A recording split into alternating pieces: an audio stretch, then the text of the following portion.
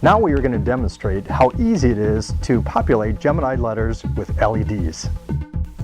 We will be using a GE Tetra LED system that contains GE Tetra low-profile modules. These modules are ideal for GemLight form channel letters. The letters we are using are formed with our custom-designed CAD material with built-in light diffusion. We are using red Helvetica Bold round-faced GemLights populated with red GE LEDs. I developed a checklist for myself to use as a guide. Step 1. Drill in notch holes. Determine where to drill the power supply wire holes based on the mounting option you chose, either raceway or direct on a wall. These letters will be mounted onto a raceway, so we will be drilling 1/4-inch holes in the center of the letter backs. UL requires that our backs or cans be notched with weep holes on each drop. This notch will allow any collected water to escape. You could also drill this hole, but we built a custom unit for this purpose. Next, we will drill small holes in the returns of the letter faces to allow for attaching the face to the letter back. I will properly position the face on the can and will drill through both. Step 2. Fill cans with LEDs. Once our holes are drilled, we prepare the letter by wiping them clean. This will allow for better LED module tape adhesion. Next, lay out your LED string into the cans to determine how many LEDs you will need to light each letter. With injection molded channel letters and halo-lit fabricated letters, use a single line down the middle of the can with letters up to around a 4-inch stroke. Wider letters will require additional lines of LEDs. With GemLight letters, stagger the LEDs to consistently fill the back, trying to stay at least an inch away from the sides if possible. In this case, we're laying out red, which lights well. If we were installing these letters direct onto the wall, we would have drilled a power supply hole in the corner. But in this case, we are going onto a raceway, so we will splice together some modules. Once you have determined your string length, cut the modules off the string and then peel off the double-faced tape masking. Now again, lay out the string and lightly press the modules onto the back, not setting until we test our lights. Now, test light the letters. First, strip the wires off the first module and push the wire through the power supply hole. Then, using a power supply with alligator clips, place the face over the can and power up each letter. The goal is to minimize shadows and look for dark areas.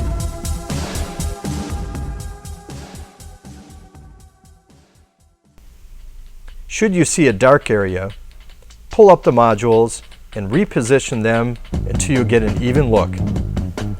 As a helpful tip, do not light your modules direct to 110. Make sure you always run them through a proper power supply. Additionally, you may place a light meter on the face to check the lux value. Again, our goal is to balance the light output of each letter within the set. Most people will not have a light meter, so a visual check should be okay. If you find that you do not have enough modules, you can always add to the string and wire nut additional modules to the existing string. Now I will trim the wire on the end module and place a GE end cap over the wires. Once your LEDs are in place, press down each module to set the double-faced tape. For our demonstration, we are securing every other module with a custom hold-down bracket. Based on the letters used, some installers secure them with screws or rivets. Here's a helpful hint. Some systems may require the addition of silicone between a few of the modules as a safeguard should any tape come loose, or to keep loose wires from creating shadows on the faces.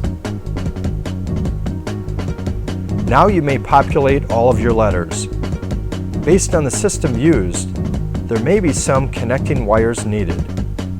At this point, you should be ready to hand off your letters to a licensed electrical contractor who will wire together the letters and attach them to the proper number of power supplies. In this case, our modules draw around 0.67 watts per module, or 90 modules equals 60 watts. Once the electrician has our letters wired, we will mount the letters to our raceway and then onto our wall. If you are using a raceway, most installers will drill a few pilot holes through the back of the can in line with the location of the raceway and attach using self-tapping sheet metal screws. Make sure your letters are properly kerned and spaced on the raceway before attaching. Once attached to the raceway, you now need to attach the faces to the cans. This involves fitting the face over the can and screwing in small screws through your pre-drilled holes to keep the face secured to the back. We painted the heads of the screws the same color as the face return or trim. At this time, you also need to decide whether your face needs to be sealed. Some systems or regulations require running a bead of silicone between the face and the can to keep moisture out. One good thing about using a raceway is that you can do most of this work in your shop before going to the job site. Once our letters are ready to go, we'll bring them out to the job site and do our installation. Our copy is all on one raceway, so installation on the wall should be simple.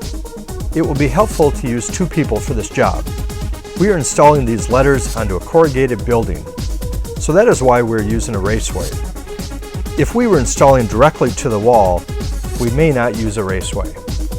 We are using self-tapping sheet metal screws to hold the raceway to the wall, and we are running a standard 110 plug to an outside power source. Again, always consult with your electrical contractor for proper final wiring. The final step in installation will involve leveling our sign and putting in self-tapping sheet metal screws.